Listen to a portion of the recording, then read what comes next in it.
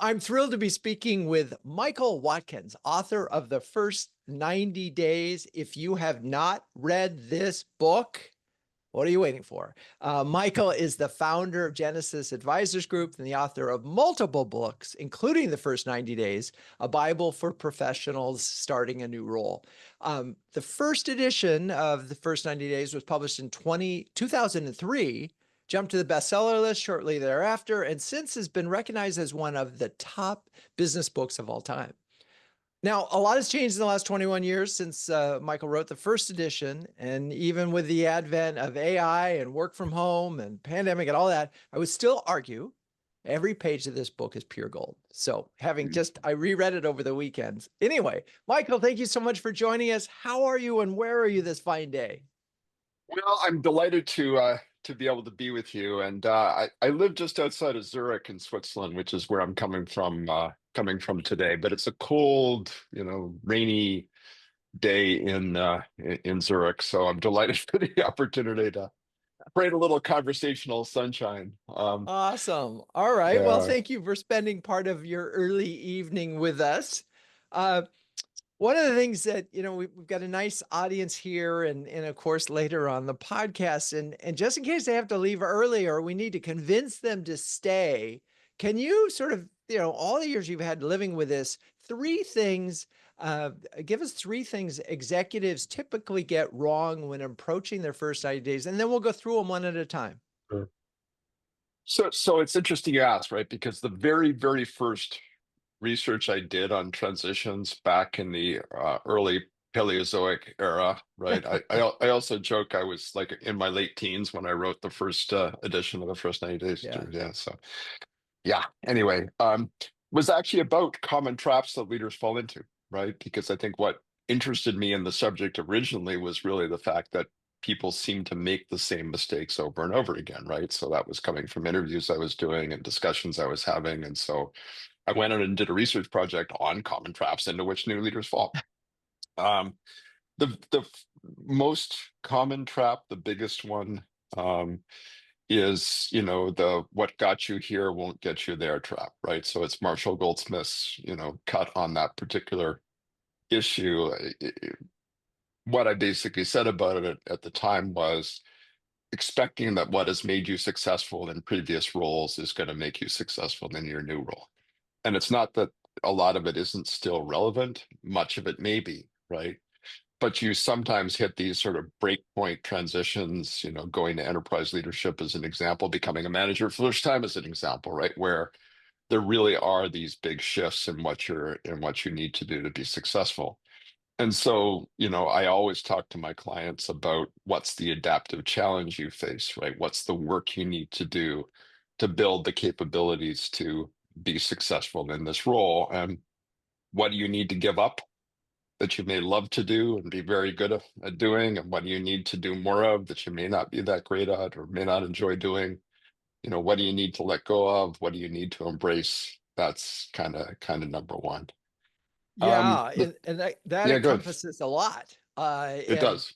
And there's so many thoughts that we'll get to later on. I guess before we go back to this first one, were there two others There that we were. should? So Okay, let's go really through those. briefly, and the second one is kind of related, although a little different, which is reaching conclusions too quickly about the nature of the problem and shifting too quickly from the learning and connecting to the deciding and acting Yeah.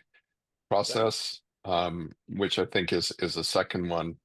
And the third one, and again, these are all somewhat related to each other, Drew. So, is I call Sure. it the action imperative, right? The feeling that you need to take action to prove to them, whoever they Right. are, right, that they made a good choice in putting in the role, that you're, blah, blah, blah, blah, right? And so we're just watching out that you're not, you know, there are reasons why you have to make early calls and take early decisions, but you need to make sure that you're not generating the impulse within you to do that because you feel like you need to prove yourself or you're feeling insecure in the role, whatever the reasons.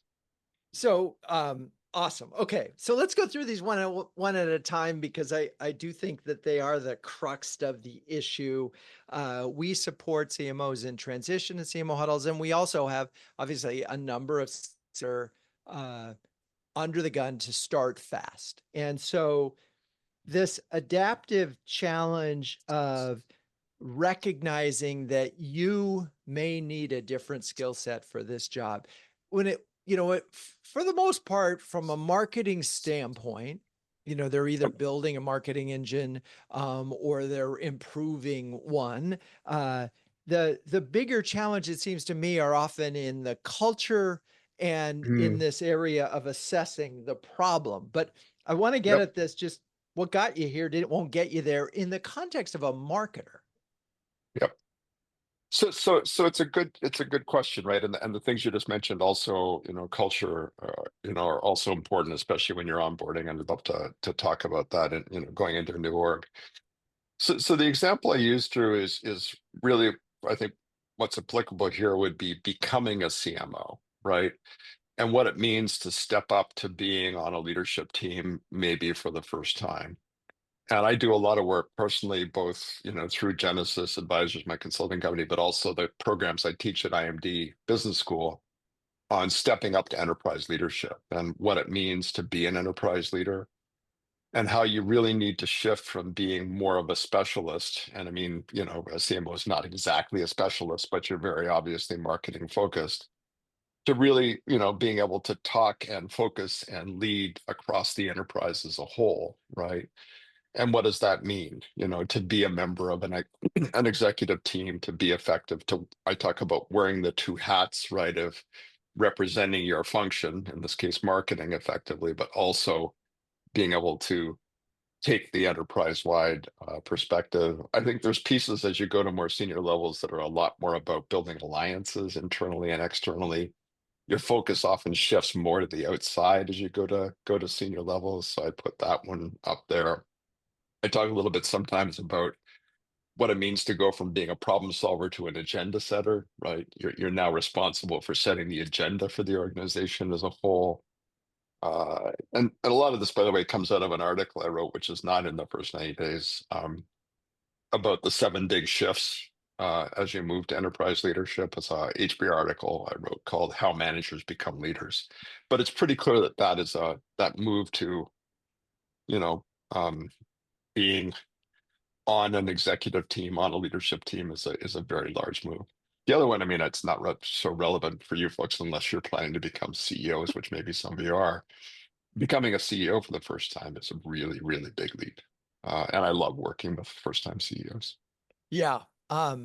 So many things to unpack here. Just the we had our a big conference last Friday, and Liz Weissman joined us. And I'm not sure if you're Mm, familiar with her work, multipliers and impact players, but she talked a lot about this topic of a leader first, a functional person second. And I think that's particularly hard for marketers because they are really good at identifying what the marketing problem is and solving the marketing problem. And but at that moment when you make the shift and become a business person versus a marketer is a huge moment.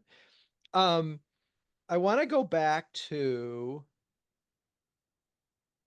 getting to the conclusion too quickly. And this I've seen a lot. And I'm going to set this mm, scenario for you. So CMOs, if 3 years is a common tenure, the one either leaves or is asked to leave, a new one comes in, and there's yep, always see this from the outside and coaching a lot of CMOs is there's this presumption that everything was done before was wrong.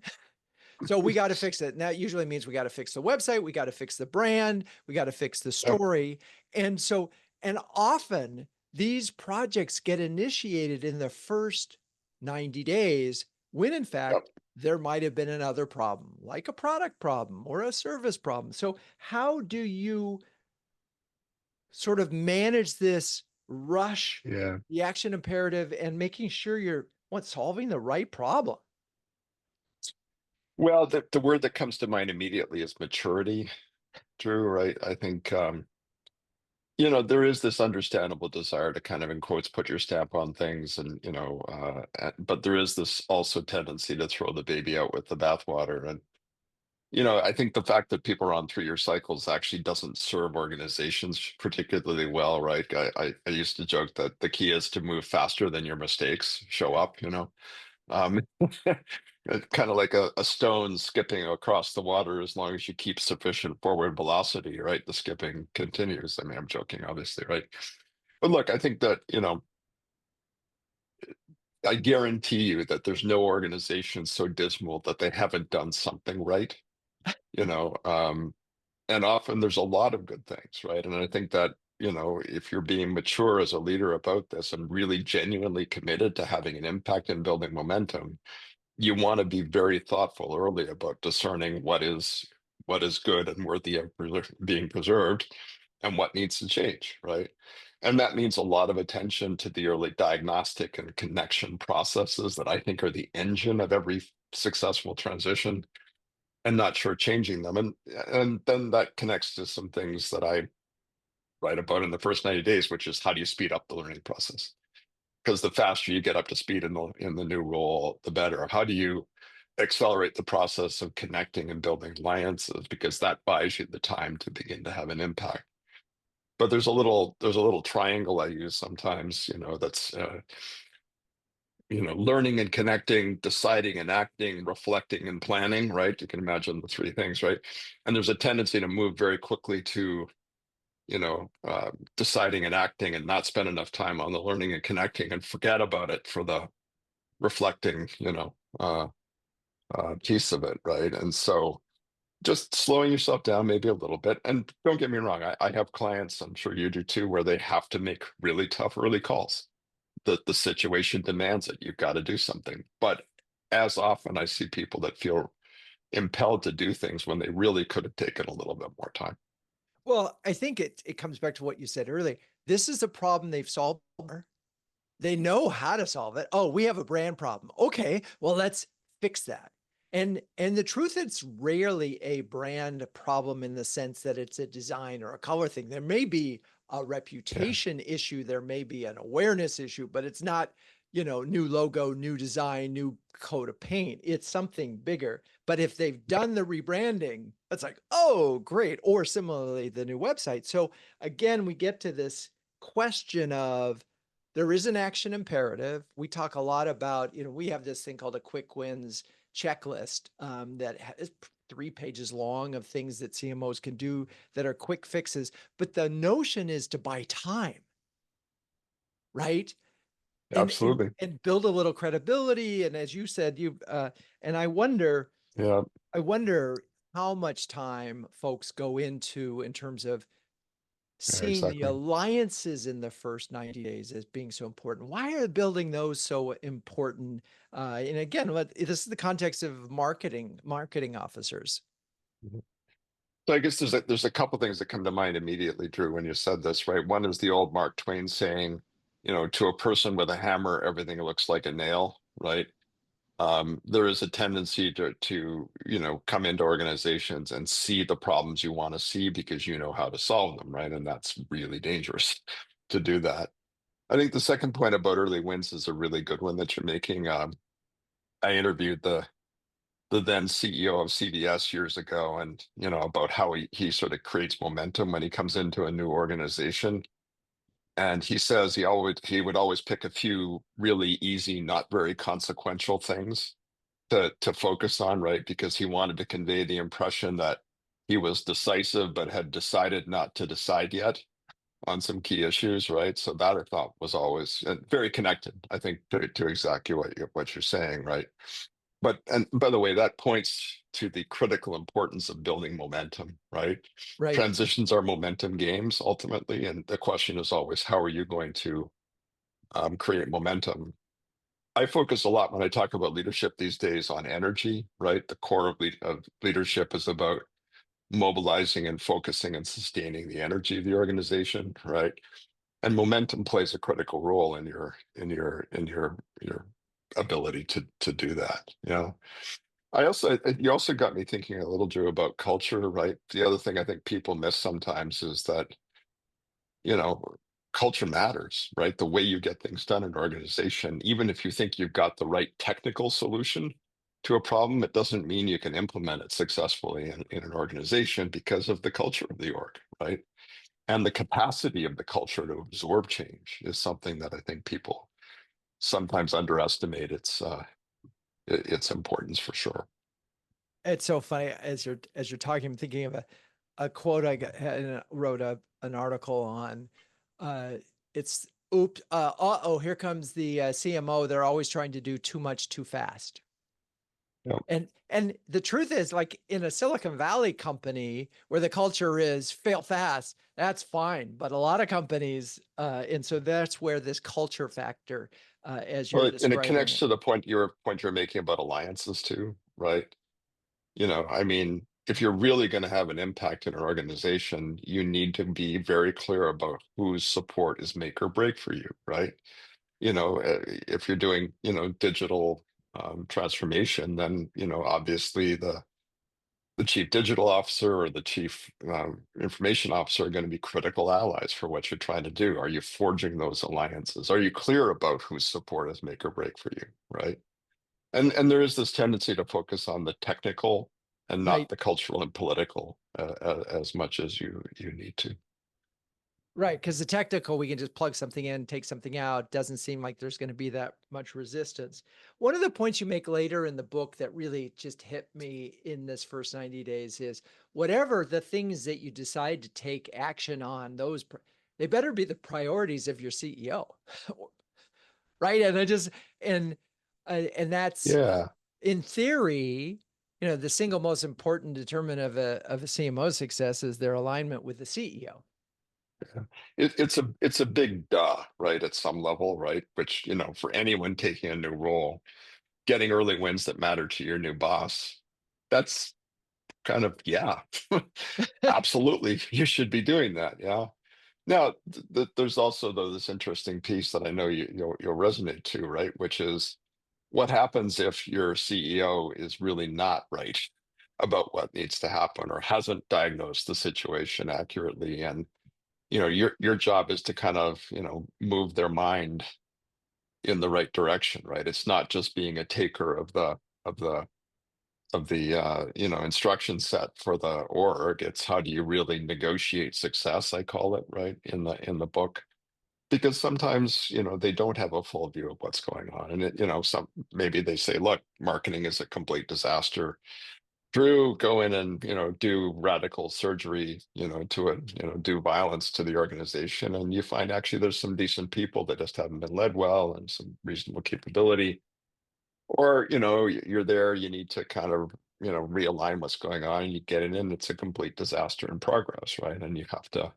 So there's this whole process that I think is really critical about gaining alignment around expectations, resources, what is success fundamentally gonna look like.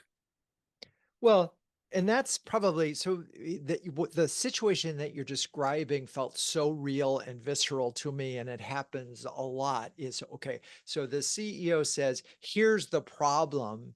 And the CMO has a choice. They can either take that at face value and go try to solve for that, or they can do their homework and say, you're part right, or ultimately find out they're completely wrong, and in that spectrum lies some challenges. Absolutely. Right, Well, and and that's so but that's also where alliances become very important, right? Because I mean, again, I have my little aphorisms about this, Drew, and one is you never want to be the sole source of pain in an organization, right? You never want to be the one that's the sole source of discomfort. You want to syndicate. So it gets again to how you educate, how you build alliances. So it's not just you telling the CEO, that it needs to go this way. It's you and the COO and the right, CFO aligned around, what needs to happen, right? Yeah. yeah. So And I always sort of try to think about it that way. well, and I think that in that particular case, it's the marketing and the salesperson, and it's marketing and the CFO, because between those two, you've covered unless it's an HR issue. But I love that you Exactly. don't want to be the sole source of pain. So it's funny, this came up in a huddle literally yesterday, and the CEO has uh, rushed a new product out to market. the market wasn't ready for it, and now the CEO wants to meet every day. Mm. This is not a first 90 days problem, but it could be.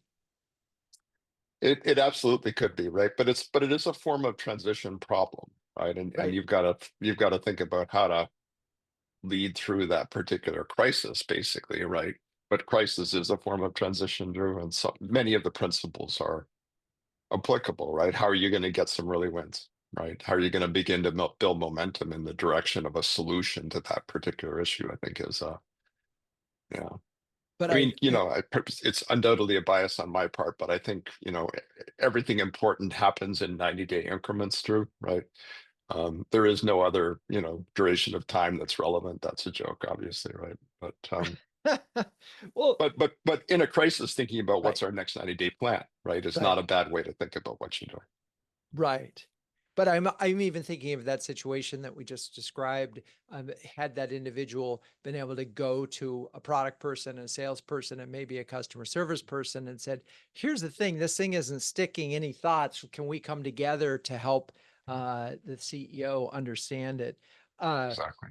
One of the interesting things, and now you really sort of, the 90-day increment is so interesting in business to business because sales cycles are used, maybe if they were 6 to 9 months a year, 2 years ago, they're now 12 to 18 months.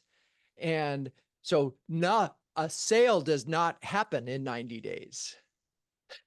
The beginning of something that can help solve a problem that will help you get to a sale can happen. And so you have this lagging success. We Yep. implement something today and we feel that success a year ago. Where that sort of messes with my mind in your framework of 90 Yeah. days.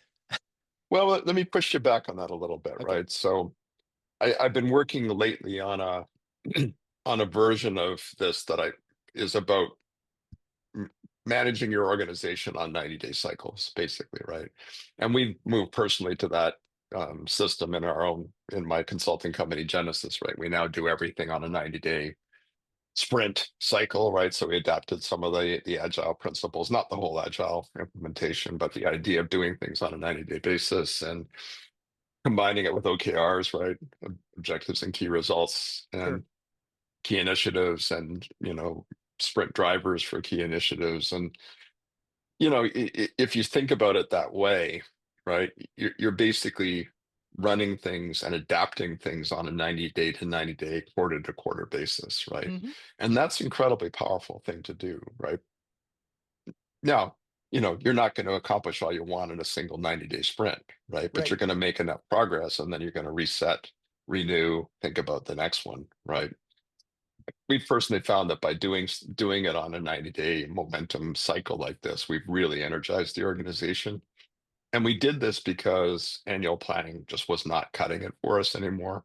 Right. Things were changing too fast, right? The environment was too turbulent, right?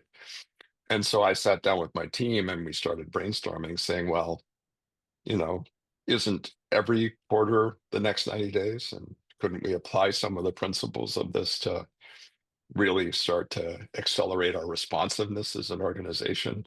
And it's worked extremely well. And I actually have written an article recently. It's up on LinkedIn, on my newsletter on LinkedIn, The Leading Edge, that's about the momentum process if folks are interested. It sounds a little bit like EOS, the entrepreneur's Yep, operating system. And you similar got your similar rocks. idea. And the great thing about that is from a management standpoint, teams can sort of relate to 90 days. We got this, we got our rocks. If we are all focused on that, it makes Yep. sense. Traction also, if you like the traction system, there's Yeah. different. You're right. Yeah. EOS. Yes. It's yes, exactly. Yeah. And so I mean, for us, we've created something. I think it's fairly simple, right? It's organized around OKRs, and we use a sort of responsibility accountability matrix, and we think about key initiatives and who's driving key initiatives. And so it's a kind of a simplified version. But again, I don't want to get us off track here. But if folks Great. are interested, if you go to my LinkedIn site, Perfect. you'll No, we'll you'll find find this those thing and called we'll momentum. we'll include those in the show notes and get those off to the community.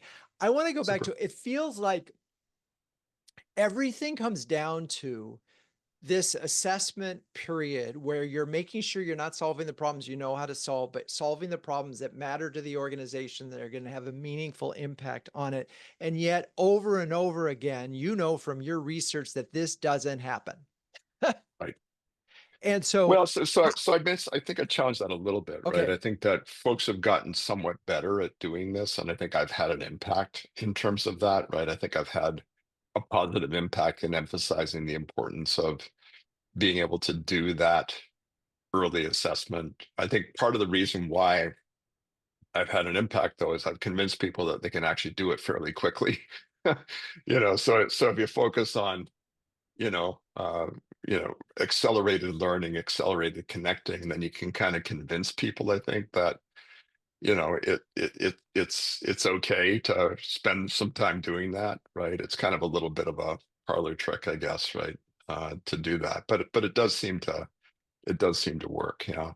The other thing I've tried to do too on this through, which I think is working, and so I've got an article that hopefully looks like it's going to come out in the March April issue of Harvard Business Review, is about what you do in the next 90 days. You know, so I've written a ton about the first 90 days, obviously, right? But very little's been written about, okay, now what, right, right?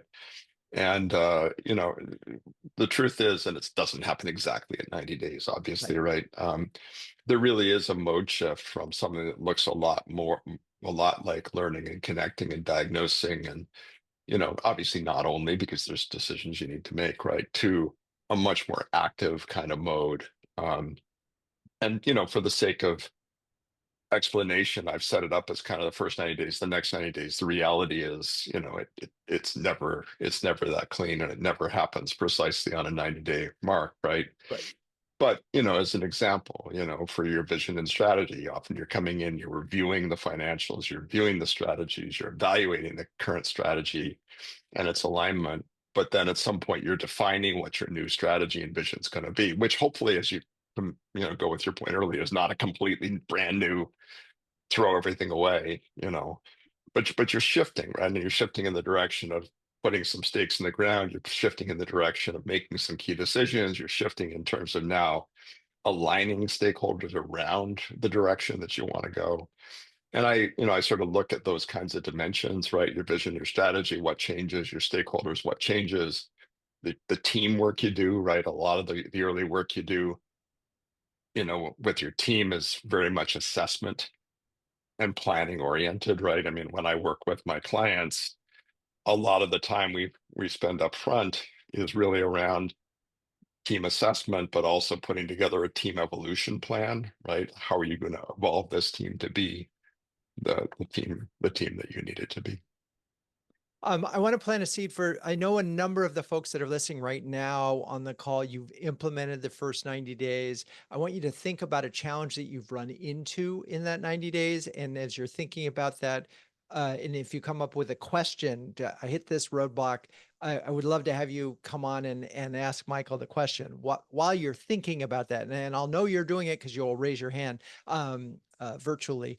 But one of the things, look, everybody does SWATs. It's such a nice little easy formula. There are folks who Yep. argue that they are ridiculous tools because they're based on somebody's perspective. They're not scientific. They're, that they Yep. often are misleading. But you have one interesting perspective on that is we got to switch. We're starting backwards. Talk about SWAT versus Yeah, toes. sure. Toes. Toes. So look, the original tool in a SWAT came out of, Stanford in the 60s. And originally they used SWAT and toes interchangeably, right? But they converged, these kind of conventional usage converged on SWAT. I think because it sounds cool Yeah. and toes sounds like you're playing with your feet, and so I think that's my theory about why it worked that way. But Better branding. when I started using the tool, and by the way, it is a simple tool, but um, if you think it's not a helpful tool, you're missing the point about what you're trying to do, right? What you're trying to do with many of these things is gain alignment around the situation, right? When I work with, the teams I work with, one of the first things I focus on is, do you have a shared view of reality? right? Are you fundamentally on the same page about reality? Or are there divergent views of reality? Or are you engaged collectively in magical thinking, right? You've kind of gone off into some weird place where, you know, lambs lie down with lions and goodness and niceness, prevails in the world, right? But this whole thing about, if you don't have a shared view of reality as a leadership team, you're not in a good place from the get-go, right? Using SWOT or TOES or some version of it is a great way to just sort of pressure test, right? Quickly, very quickly. Are we on the same page, right? And so when I use it with leadership teams, I set it up as a little survey on SurveyMonkey, what are the biggest strengths, weaknesses, opportunities, threats? And then I compile it and I feed it back, and so here's where you're in agreement, here's where you're not. That typically generates a great alignment conversation that then can take folks forward, right? And that to me is the key point of it, right? Um, SWOT versus toes, the reason I go with the toes, as much as it sounds super funny, and we all should be playing with our toes, I guess, is that I think it helps to start by looking externally and saying what are the biggest threats and opportunities that we see in the environment, right? So shift the focus to the outside first, and then say, okay, given those threats and opportunities, what are our strengths and weaknesses, right? And I just, I started doing this through, many years ago when I was working with teams, because I found that if you ask teams, what's the organization's strengths, what's its weaknesses, you got this very abstract, kind of unfocused, how do you like me so far kind Right. of conversation, right? Whereas if you focus initially on the outside environment and threats and opportunities, you got a very focused conversation about how people were seeing things. And that's why I sort of went the direction I did with this. Interesting. I should say too, what one of the frameworks in the book that I think folks have resonated quite a lot with is the STARS framework, right? For startup, turnaround, accelerated growth, realignment, sustaining success, as a way of diagnosing the kinds of challenges or the mix you're up against. It's also a great little framework to pressure test whether your team is on the same page in terms of reality, right? You see something as a turnaround, I see it as a realignment, someone else sees it as accelerating growth. Well, why? And how do we gain alignment on the core of what the nature of the change challenge is that we're faced with? And so just a couple of simple tools like this can very quickly help you pressure test the degree of alignment on the team about reality. And that's, I find hugely valuable. Yeah. I want to go back to something because I thought this was such an interesting idea, and I've never actually heard a CMO talk about it this way, which is this notion of getting to break even quickly. Mhm. Right. And talk a little bit about that. And again, so I mean, the CMO comes in and they're supposed to, and I love the term magical thinking because there is a lot of magical thinking from a CEO to a CMO. It's like, I gave you 2 cents. Now turn that into $1 billion in revenue, right? You have no resources and no thing. Off you go. Yeah, But yeah, put exactly. that aside. Just this simple notion of how do Sure. you, getting to break even. So the idea of the break-even point, by the way, and that's not the same as breaking the organization, right? That's not what we're talking about, right? It's a metaphor, right? It's financial break-even, right? How quickly are we going to reach a point where we see a net return to the work we're doing, right? I mean, I used it as a way up front in the book to kind of illustrate the value of accelerating the learning process and beginning to take action that has an impact, right? The idea is basically, unaided, it may take you 6 months before and again, my little jokes through, 6 months before you haven't done damage to the organization anymore, right? Where you've created some net value for the organization, right? And if you can condense that, if you can get to the break even point in 3 months, you've gained a huge amount of time. You've gained the ability to do value creation, because that's what you're there to do. Fundamentally, you're there to create value. When I, again, don't want to get off on tangents, but I've been writing stuff lately about leader amplification systems, right? How do you put in place a system that amplifies your impact as a leader? And that's your team, but it's also your support system. It's your advisors, it's analytics, there's a bunch of different pillars to it. But it all begins with what's your unique value driving proposition, right? What are you uniquely able to do to create value for the org? And if you connect that to the break even point, right, it's basically how are you going to realize, the potential of that value driving proposition as rapidly as possible. There's so many questions that I have for you. I'm just going to give a quote here that I just hope the CMOs will write this down. The question that you can ask who every single department head that you go is, if you were me, what would you focus your attention on? Yep. That is such a killer question and such a Well, great. it's part of a set of questions, Drew. So again, I think you're hitting really interesting stuff, right? How do you speed up the process of learning about a team, right? I mean, that the question you just gave comes from the chapter about building the team, and it comes from the section in that chapter about how do you speed up the process of assessing a team, yeah? And a very simple thing you can do is ask every member of your team a few basic questions, the same basic questions, right? A template of questions, right? What do you see as our biggest threats? What do you see as our biggest opportunities? What are the resources we have that we could leverage more than we are today? And then that question, right, which is, if you were me, what would you be focusing on? And I get my clients to sort of do those, interviews basically of of their teams using a standard questionnaire template. We often customize it to a degree for the situation. And you very quickly get a sense of, again, how much alignment is there in the team, right? And you also begin to get a sense very quickly of the people on the team. And you very quickly get a sense of, is Drew volunteering information, or is he withholding information, or is he pointing fingers subtly somewhere else? There's a lot of sort of two-level, learning that goes on when you do this. But the key is to really begin to mobilize people, right? And to get them feeling energized about what's going on. In sort of as you're trying to figure out.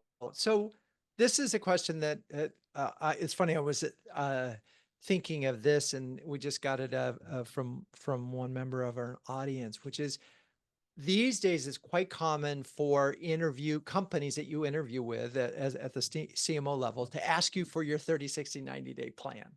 And they Yep. ask, and they want you to come and present it. And yet we have this conflict that we've already described. And I have a quote from you, which is perhaps the most destructive of all. Some new leaders arrive with the answer, right? So we have this, you're supposed to 30, 60, 90.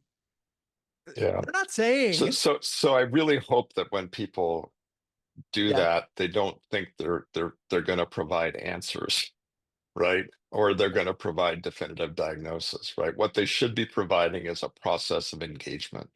They should be saying, here's how I'm going to come in, here's who I'm going to talk to, here's how I'm going to accelerate my learning process, here's how I'm going to build alliances, right? Here's how I'm going to make sure I'm aligned with you, Mr. CEO. Here's when I'm going to come to you, with an assessment and a plan. And here's when we're going to figure out, how to move forward with things. Because those 90-day plans, when you're asked for it before you're even in the thing, should mostly be about the process you're going to right. use and not about the substance of what you're going to be doing, because you have no clue really in the end exactly what you're going to be doing, right? Now And I, and it and you just look like a bit of an idiot if you say, right. in month 3 I will, decimate the branding department. Yeah, Yeah, it's I mean, if you start to put actions, I think what's interesting, I have seen some CMOs do this with success. They say, oh, you want a 30-60? Great. I need to interview every single member of the executive team. And in that's that process. process, they end up developing some hypotheses. And then when they can present the 60, 30, 69, you say, here are some hypotheses. I don't know if these are right or not, but I want to use the first 30, 60, 90 to sort of, these are part of my investigative and learning to help put together a plan. How's that sound? Well, so you're onto something I think really interesting and important, right? Which is the power of process and the power of process leadership. Yeah. I think when you're putting together those hypothetical 90-day plans, they mostly, as I say, should focus on the process of engagement, decision making, focus, alignment that you're going to pursue, right? Going forward, because you have no clue at this point. I Right. mean, you may have, by the way, you may have a hypothesis, right? I mean, that's fair ball. If you know enough about the org, Right. it's fair ball to come in and say, here's a few hypotheses I have about what's going on, but I would be testing those hypotheses, right? Right. And that depends on the degree to which you understand the organization you're coming into, right? But there's also a whole piece, Drew, about you can do a lot by structuring the process for your team, even if you really don't know the organization that well, or you don't know the substance of the situation that well, right? Just by virtue of taking the team through a process of shared diagnosis, right, and framing and solving problems. So I describe this as the power of process leadership, right? And frankly, you almost don't need to know anything about the organization to be able to do that, right? If you have mastery of process leadership, it takes you a long way, if that makes sense. It does. I wonder how many people would just say, what's my first 30, 60, 90 here? And then this is it. This is it. Have you read it? If not, read Yeah, it and then we'll talk. exactly. Handout copies. Yeah, that's good. Yeah. I'm Okay. gonna give you a commission, Drew, for sure. Please. Thank you. Yeah. Paul Lacey from San Francisco. Paul, what's your Hey, question? Paul. Hey, Michael. By the way, great book. Thank you. I've used it in multiple occasions and it's just been game changing. But my question is about right now, a lot of companies are experiencing a lot of rapid change. So, speaking about process leadership, a lot of Yep. us will come into an organization, and oftentimes within the first 30 to 60 days, I've experienced this, the goalposts change. So, Yep. if you design your entire process around, let's say, a particular go-to-market motion and the CEO decrees, we're not going to do that anymore. We're going to do something completely different. That would obviously change the way that you would have gone through your interview process and your hypotheses. So does that mean that you should change or go back to the beginning and restart the process? How would that work? So I wouldn't say you have to go right back to the beginning, Paul, but I think you do need to do a reset in a situation like that. I think that would be a moment where I'd be looking at what should I be doing regardless of what's going on? What foundations do I need to put in place? What capabilities do I need to build? And then I'd be looking at, okay, given this shift, what's the pieces that I need to kind of do a reset on? But I think I wouldn't assume everything needs to change. I wouldn't assume that there's big pieces of what you're doing that can't continue. I think it would be, I'd want you to be being clear about which category those things are in. You may have a fundamental marketing capability that just isn't there, and regardless of what the decision is about, the particular go-to-market strategy, that capability needs to be built. Okay, let's proceed with building that capability, right? But okay, on this piece, we're a bit back to the drawing board, and that's okay. Now, for the pieces you go back to the drawing board on, I'd be really clear again, here's the process we're going to use to do that, right? We're not just going to, snap our fingers and magically pivot, 180 degrees, right? We've got to go through a process to get there. And then when it gets really complicated, I think it's changing so fast again and again and again that you're never catching up. In which case, I think you want to run away screaming from the organization. I'm joking, Paul, but not. If it's really shifting that fast, there's a deeper problem probably with the Yeah. org. Yeah. We have another question from JD Dillon of Tygo Energy. JD, what's your question? Hey, JD. Hello, Michael. So let's say you're inside the same company. You've been there for quite some time. So you've been there Yep. 5 or 6 years, and somebody says, "Hey, Lakshmi, I know you're in marketing. You need to take over product." And Yep. often it's because it's broken. It's known. The expectation for action is a lot shorter, and your Yep. knowledge should be higher. So how Yep. would you, the process probably remains the same, but accelerated, or Yeah. what do you think? So first of all, I'm smiling at the idea that being in an organization for 5 or 6 years is a long time, JD. It's emblematic of the days we live in, right? That you make that statement, right? So I'm smiling about that. So look, I think what you're pointing to, and it's a really great point, right, is if there's precision about the definition of the problem and there's capability to move rapidly to solve the problem, then go for it, right? There's no reason to kind of delay when that's the case, right? It's more when it's not so clear what the problem is, or there isn't alignment around what the problem is, or it requires a new set of capabilities to be built to solve the problem. But no, full speed ahead if that's the situation you're in, as long as you're pretty confident that's what's going on, right? And not assuming that that's what's going on and what's reality is actually something a little bit different. But it's a great example. Great, thank you. I You have bet. so many quotes I just have to squeeze in here. One, and this is not a question because I have another question after, but one of the quotes is, assume the responsibility of building a positive relationship with your boss is 100% your responsibility. Just check mark, I'm putting that in all caps in here. Another quote that I love, don't confuse knowledge with judgment, which Right. is because there are a lot of smart people who we know who make dumb decisions all the time. So-called smart. But I want to go, and this leads into Thanks, something JD. that will Thanks, get Stuart. to a question, which is another quote. Many leaders rely on simplistic fixes to address complicated organizational problems, and they end up committing malpractice. Yep. So how do we sort of make sure we're identifying the root causes for poor performance, organizational problems? So, and it's funny, I think it connects very much to JD's question, right? Yeah. It really goes to your confidence that you understand the core of the problem, right? And have the knowledge necessary to solve the problem. And if you do, then yeah, go, as I say, JD, go for it, right? But what you don't want to be doing is assuming you understand the problem and assuming you have the solution to the problem when the problem's actually a lot more complicated than it looks, right? And maybe that's because of the culture, maybe it's because of the history of the org, maybe it's because of the stakeholder environment you're operating in. Maybe it's because your CEO turns out to be a raving lunatic. I mean, there's varieties of reasons why this can happen, right? And then it's a question of you making judgments about how rapidly you move, how deep you want to go, how do you balance the diagnostic process with the action process. There's real nuance, I think, to it, And Drew, I to want make to that add happen. in this one thought, which is, I think you have to really be aware of your blind spots more so probably than these other things. Because again, we get back to that hammer and that nail thing. And again, you came up as a marketer. You see things in terms of marketing problems. And that could be a really, myopic approach. You're there to solve Absolutely. business problems, and marketing is one route towards that. Okay. Yeah. We're going to But run Drew, out of just time. on that, Yes, before you leave please. that though, right?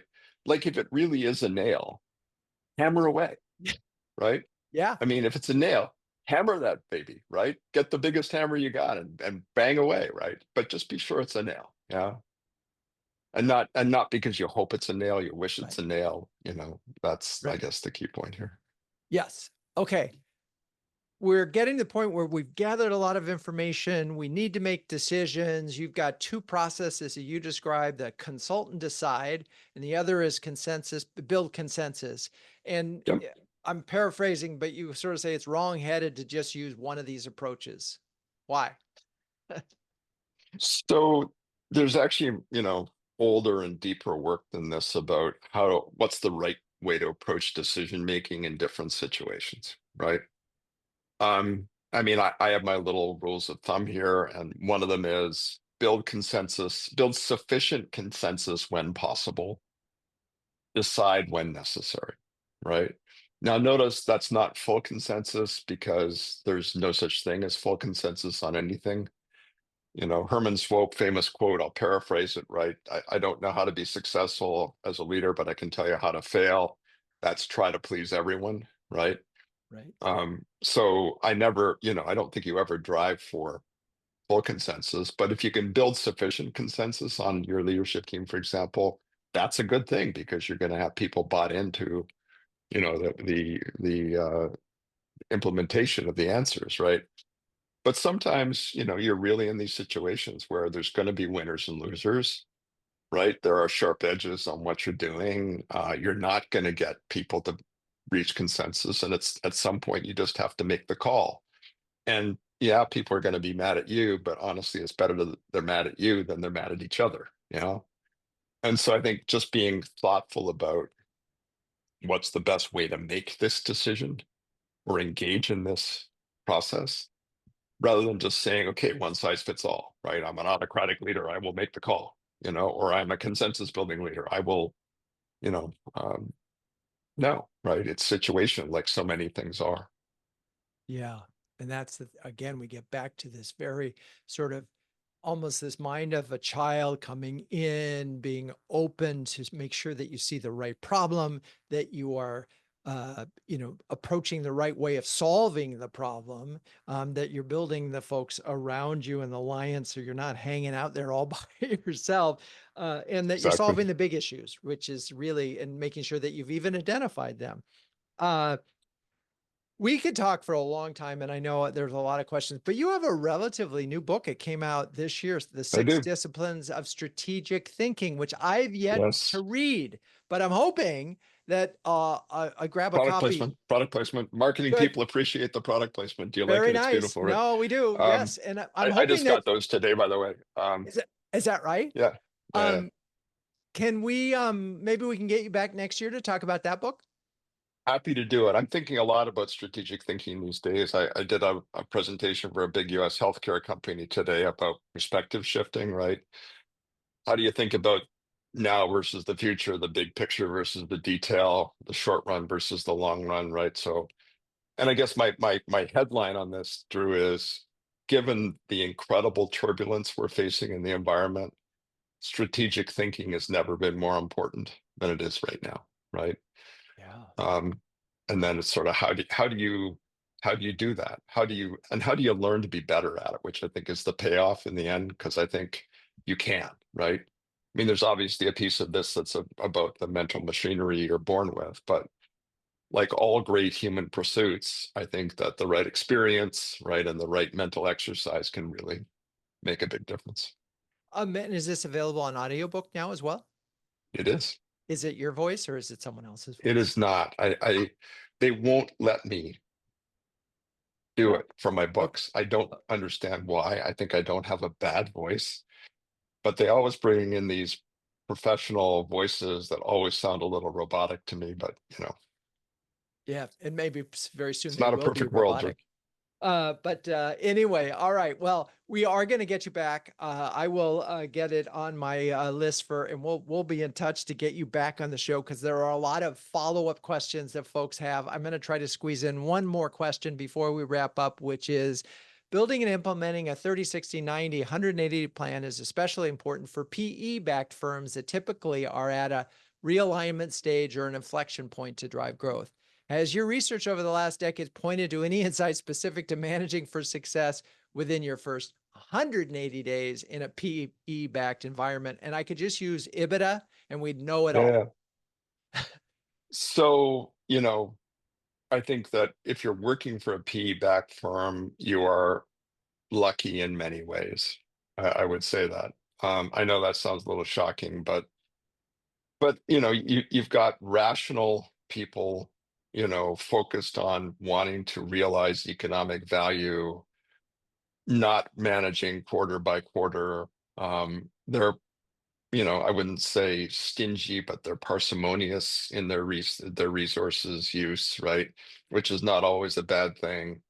The best ones will help you build capability now, right? I see more PE firms that are doing more, not just investing, but actually supporting the growth of companies and helping them create growth platforms and stuff. So I know this sounds a little crazy, but I'm actually kind of a fan Wow. of Okay. PE. Yeah, I would love to have you sit in on some of our conversations about I'm sure. the I'm sure there's many who disagree with me, but I mean, and at yeah, yeah. least three members of our community just walked away from literally great jobs with handcuffs and just walked away because of, it was starting to I hurt their health. But anyway, Michael, I how understand. can, if folks wanted to hire your company or you, how do they engage with you? The best way always is just to connect with me on LinkedIn. I do my own LinkedIn. I respond to folks. That's the easiest way to get a hold of me. Maybe if you're interested, check out my newsletter, the Leading Edge, which has a bunch of these articles on it if you're interested. But no, please just connect with me. Awesome. All right. Well, it's such a pleasure having you. Thank you so much for joining us today.